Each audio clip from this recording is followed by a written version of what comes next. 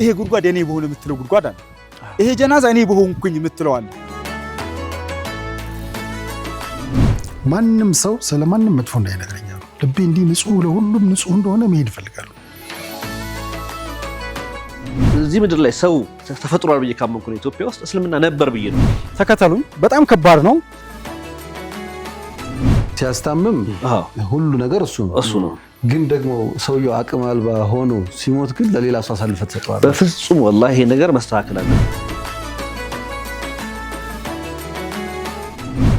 እቺ ቀለበት እሺ ብላ ላትወጣ ትችላለች። ብዙን ጊዜ ቀለበቶች ዝም ብሎ አይወጡ። እሺ ካለችን አለች። አሁን እሱ አጋጣሚ አብዱራሂም ትወጣለች። በጾም የሚገኘውን ፈድል ደረጃ ማንም አያቆም ነው። አጅሩ ካልኩሌሽን ወላ መላእክቶቹም አያውቁት ወላ አንቢያዎቹም አያውቁት። ያንም ጀናዛ ከጓደኛዬ ጠዋት ገብተን እኛ ለማሐደም ገብተን ልክ ስንከፍተው ጀናዛው ማሻአላህ ነው፣ በጣም ነው የሚያምረው። እንኳን ለመጨረሻው ሻዕባን ጁምዓ በሰላም አደረሰን አደረሳችሁ።